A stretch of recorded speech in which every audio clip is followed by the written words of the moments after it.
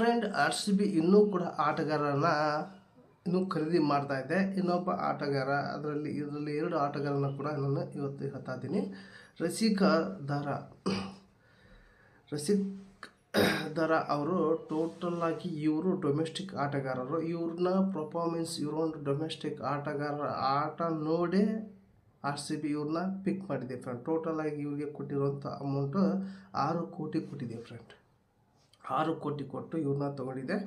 ನೀವು ಅನ್ಕೋಬೋದು ಫ್ರೆಂಡ್, ಇವ್ರು ಯಾರು ನಾನು ನೋಡಿಲ್ಲ, ಪರಿಚಯನೇ ಅದನ್ನ ಅಂದ್ಕೊಂಡಿರ್ಬೋದು. ಇವರು ಡೊಮೆಸ್ಟಿಕಲ್ಲಿ ಅಂದರೆ ರಣಜಿ ಈ ಆಟದಲ್ಲಿ ಮಿಂಚಿದ್ದಾರೆ ಫ್ರೆಂಡ್. ಇವರು ಇಂಟರ್ನ್ಯಾಷನಲಲ್ಲಿ ಮಿಂಚಿಲ್ಲ.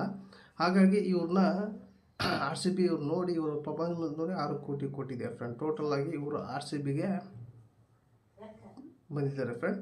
ಇನ್ನೊಬ್ಬ ಆಟಗಾರ, ಆಸ್ಟ್ರೇಲಿಯಾದ ಇನ್ನೊಬ್ಬ ಆಟಗಾರ ನಮ್ಮ ಆರ್ ಸಿ ಬಿಲೇ ಆಡಿದ್ರು ಹೋದನೇ ಸಲ. ಈ ಸಲನೂ ಕೂಡ ಆರ್ ಸಿ ಬಿಲೇ ಇರ್ತಾರೆ. ಯಾರಪ್ಪ ಅಂದರೆ ಜೋಶ್ ಹೇಜಲ್ವುಡ್. ಇವರು ಆಸ್ಟ್ರೇಲಿಯಾದವರು. ಆಸ್ಟ್ರೇಲಿಯಾದಲ್ಲಿ ಎನಿ ಕಂಡೀಷನ್ ಎಲ್ಲ ಟೆಸ್ಟ್ನಲ್ಲಿ ಇರ್ತಾರೆ, ಒನ್ ಡೇನಲ್ಲಿ ಇರ್ತಾರೆ, 2020ನಲ್ಲಿ ಇರ್ತಾರೆ ಫ್ರೆಂಡ್. ಬಾಲಿಂಗ್ ಇವರು ಆಸ್ಟ್ರೇಲಿಯಾದಲ್ಲಿ ಪರ್ಫಾರ್ಮೆನ್ಸ್ ನೋಡಿ, ಆಮೇಲೆ ಇತರೆ ಬಿಗ್ ಬ್ಯಾಶು ಈ ಒಂದು ಲೀಗ್ನಲ್ಲಿ ನೋಡಿ ಇವ್ರನ್ನ ಆರ್ ಸಿ ಬಿ ಪಿಕ್ ಮಾಡಿದೆ ಫ್ರೆಂಡ್. ಟೋಟಲ್ ಆಗಿ 12 ಕೋಟಿ 50 ಲಕ್ಷಕ್ಕೆ 12 ಕೋಟಿ 50 ಲಕ್ಷಕ್ಕೆ ಕೊಟ್ಟು ಪಿಕ್ ಮಾಡಿದೆ ಆರ್ ಸಿ ಬಿ.